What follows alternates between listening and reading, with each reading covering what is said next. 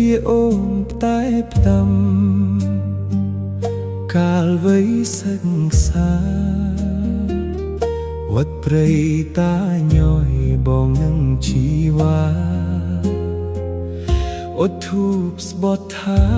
យើងនឹងរៀបការដោយមិនបែកបាក់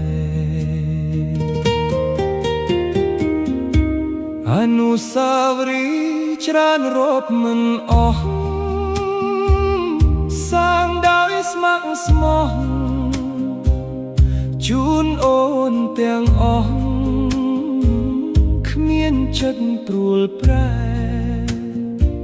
អ្នកភូមិប្រុសស្រីដឹងរឿងយើងដែរធ្លាប់ជួបពុកម៉ែប្រាប់ថាយើងស្នេហ៍ស្រឡាញ់គ្នា